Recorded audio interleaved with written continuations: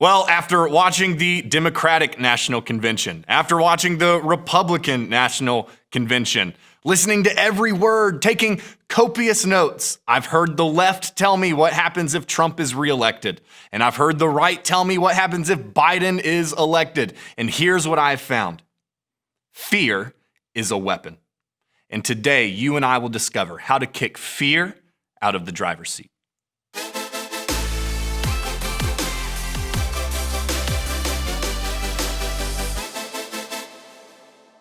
Hey everyone, Stuart here. Thank you so much for tuning in to Brevard Community Church. Hey, we are people moving with Jesus, and we exist to help you move into a more dynamic relationship with Jesus Christ. If this is your first time joining us, thank you for being here. We want to connect with you. Would you please shoot us a message? As a matter of fact, if there's a way that we can pray for you, if there's a way we can care for you, we want to do that. Would you please shoot us a message? And I want you to know, we're dropping new content every week, so thank you for liking and subscribing. And as always, if you find this stuff helpful today, would you please share it with some friends? Because today we're starting a new conversation all about religion and politics. Now, if you're like me, you grew up learning that it is rude to talk about religion and politics, but since I'm a pastor, it's really hard for me to avoid religion. And I can tell you that back in the election season of 2016, I learned that it's really important for church people to be able to have civilized, unified conversations about politics. Because I can remember the church events right after the election in 2016, how there was some people who sang louder than they've ever sang before because they believed God's man was in office. And I can also remember same people in the same church on the same day, hardly able to speak because they were scared. We need to know how to talk about this stuff. Church needs to be a safe place to have unsafe conversations. And I think that at the core, the problem with any kind of political conversation is that at its core, it's rooted in fear.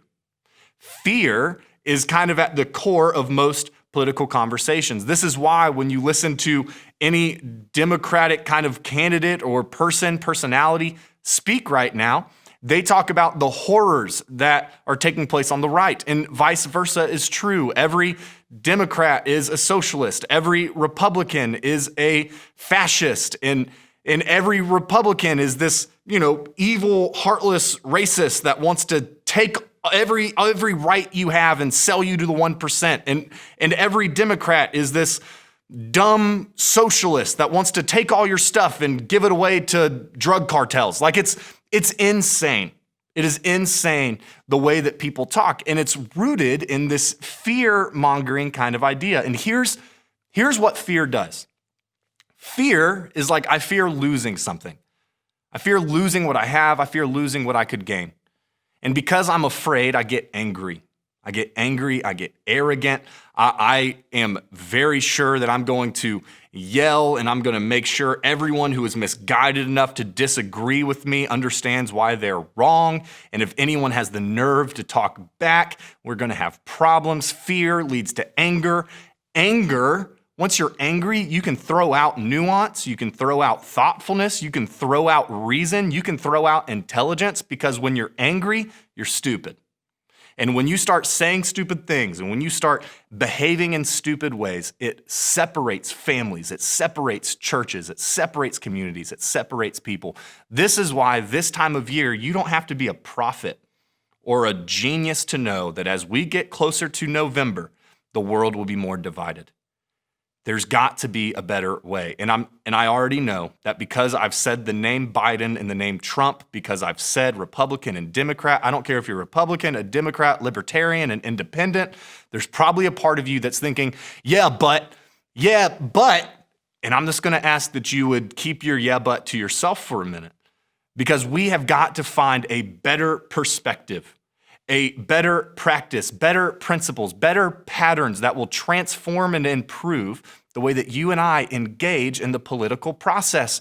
Because let me tell you something, your candidate will win or lose in November based on how the country votes. but the church will win or lose based on how you and I behave. And the church is far more important. Far more important. We need a bigger perspective. That's what today is all about.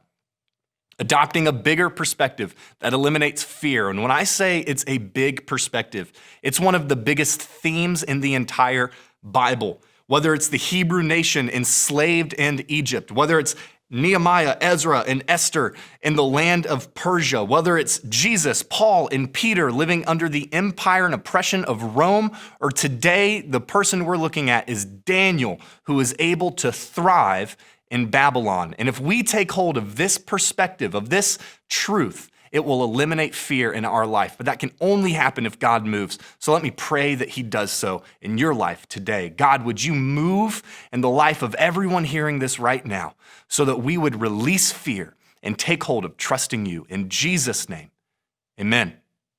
Well, we're looking at the book of Daniel today. I would encourage you to read Daniel. I'd encourage you to read Daniel chapter 1. If you want to hit pause right now and do that, you are welcome to.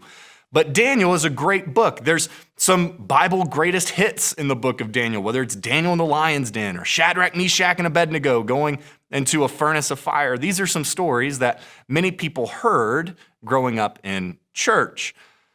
But odds are we don't really know the whole context here. Let me explain what happens in the book of Daniel. See, the whole Old Testament is about God working with the Hebrew people. And much of the storyline is him building up a nation, God's holy land for God's holy people, and it's the nation of Israel. But after Israel and the Hebrew people continue to disobey God and do their own thing, the nation splits, it's invaded, and it is destroyed. And Daniel chapter 1 starts with one of the most terrifying sentences or phrases that any ancient Israelite could imagine. It says this: during the 3rd year of King Jehoiakim's reign in Judah, that's the southern part of Israel, King Nebuchadnezzar of Babylon came to Jerusalem and besieged it. The Lord gave him victory over King Jehoiakim of Judah and permitted him to take some of the sacred objects from the temple of God. So Nebuchadnezzar took them back to the land of Babylon and placed them in the treasure house of his God. And the rest of this book is about how a boy named Daniel thrived in Babylon. See, Daniel lived in Jerusalem, and when they besieged Jerusalem, they took some of the best and brightest young men to indoctrinate them and assimilate them into Babylonian culture. And let me just fill you in on this. Babylon was really bad. Babylon was terrible. Babylon's government-sponsored religion was astrology and the occult. And in order to hold any kind of office, you had to go through the school of learning this like hocus pocus, black magic, demon summoning, scary stuff. And in that second verse where it says that Nebuchadnezzar took holy objects from the temple of God, they had this playbook where they would go and steal the sacred objects from nations that they conquered, and they would parade them in the temples of the demons that they worshiped as like, look how our demons are stronger than the God of Israel. It's actually very similar to how Nazi Germany, when it went through Europe and destroyed so much, they took the beautiful artwork from churches and museums, and Hitler's plan was to put them in Berlin as a sign of how Berlin was this utopia. And comparing Babylon to Nazi Germany is not all that unfair either, because in the Bible, all evil empires are symbolically represented with the name Babylon. In the end of the Bible, in Revelation 18, there's this story where people are celebrating and cheering because Babylon has fallen, because all evil empires are called Babylon. Babylon was a really, really bad place, and Daniel is taken there. And so Daniel has this dilemma of how is he going to exist and live as a holy person, as one of God's people in an unholy place, in an evil place. And listen to his dilemma. So his name is Daniel, and when he's kidnapped, they change his name to Belteshazzar. And I know that seems weird, but Daniel means God is my strength. Belteshazzar means Bel, which is a demon, protects the king. They changed his name. This would be like if you had a son named Christian, and the government said, we're going to call him Satan now. We're going to call him Beelzebub now. Like that's spooky. And then they put him in school to indoctrinate him to the worship practices of the magicians and the people of the land. So he had to study the occult and astrology. This would be like that same boy, Christian, who's now called Beelzebub, has to go and study voodoo, black magic, Satan summoning stuff. This is scary. And then they force him into service of the king. They put him in the king's direct leadership. And this part is really, really weird. But scholars agree that the only people that served in the court of the king were eunuchs, which means that they had to ruin Daniel in a lot of ways. They had to hurt him in a lot of ways. And so Daniel, his name is changed to a name that honors demons. He is forced to study the occult and evil practices, and he is turned into a eunuch in order to serve the king. Now, I have a question. How do you think he should handle that? How do we respond to that? Honestly, I see two options where if we were to foresee something like this, an evil empire taking over and changing our names and forcing us to learn evil things and hurting us, like, how do we respond to that? Well, option one is fight. Option two is conform, right? How do we respond? I guess we have to fight or conform. For some of us, we hear this and we say, over my dead body. Over my dead body. I will not allow someone to take my rights away. I will not allow someone to do this, that, or the other to me or my family. If I'm Daniel, I am fighting every step of the way. If you want, man, you better bring bullets, right? Or the other option is conform. Babylon won. Just be a Babylonian. Just be a Babylonian. I know it's not awesome, but just do it. Just be a Babylonian. See, we naturally only see two ways of doing things, but Daniel chose a third way. Daniel chose a third way. He didn't just fight and he didn't just conform. He did something different. He actually sought the benefit of Babylon, but he remained loyal to God. Listen to how chapter 1 kind of summarizes what Daniel did. In verse 20, it says, whenever the king, Nebuchadnezzar, consulted them, meaning Daniel and his friends, in any matter requiring wisdom and balanced judgment, he found them 10 times more capable than any of the magicians and enchanters in his entire kingdom. Verse 21, Daniel remained in the royal service until the first year of the reign of King Cyrus. Let me tell you about Daniel's way. Daniel's way was the way of, I'm going to seek the benefit of the nation that I'm a part of, but I will not compromise my convictions or my belief in God. And so when they tried to get him to break kosher laws, or they tried to get him to worship false gods, or they tried to get him to stop praying, he politely and humbly refused. That's why he faced some scary times. But when it came to things that he was uncomfortable with, he was okay. Here's the thing about Daniel. Daniel is the biblical model for how holy people live in unholy places. Whether it's Egypt, Assyria, Babylon, Persia, Greece, Rome, the United States, a red state or a blue state, even a company with corrupt values.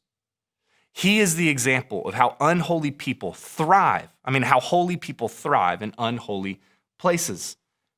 It wasn't an arrogant fight, nor was it a passive acceptance. His way was seeking the benefit of the place while remaining faithful to God.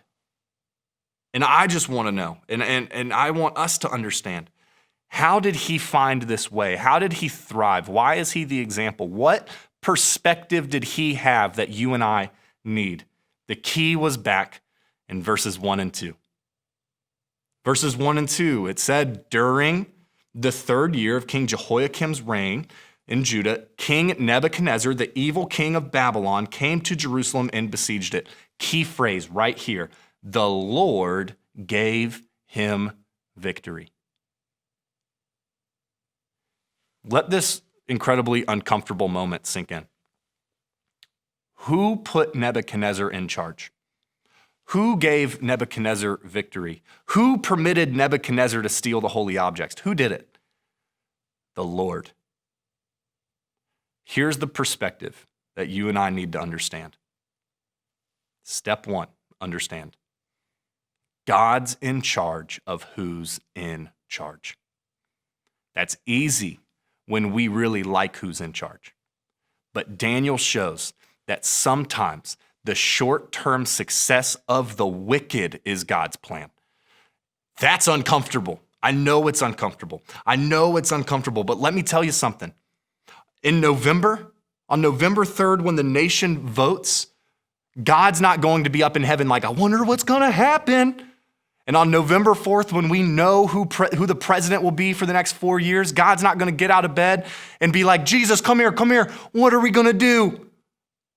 God has this whole thing planned. God's in charge of who's in charge. This is the perspective that we need, because when we understand that God's in charge, that means we have no reason to fear. We have no reason to give in to despair. We have no reason to become angry and stupid and separated from each other, because we know who is in control. And so here's what I want you to ask. Here's what I want you to ask yourself. I need to ask myself this too. Do I believe that a U.S. political party or a politician is powerful enough to destroy God's plan? Now, you may hear that and say, of course I don't believe that. Every time we give in to fear, despair, anger, and separation, it shows us that we do not trust that God's really in charge. Where we fear the most, we trust the least. So here's what I want you to do. Pay attention to your emotions this week as this whole political stuff keeps going.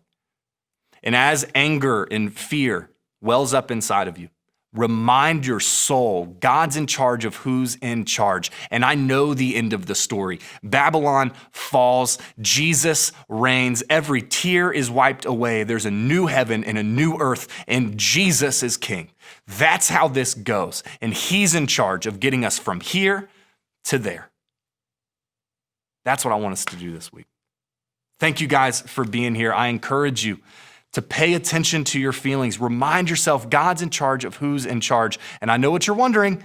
We don't even know how we're supposed to talk to each other yet. We don't even know what it looks like to have humble, hopeful communication. I know. And that's why it's so important that you join us for week 2 of Talking Points.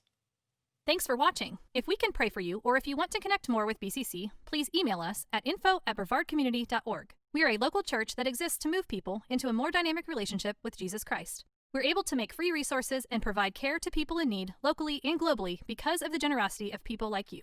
You can give and find it all at brevardcommunity.org.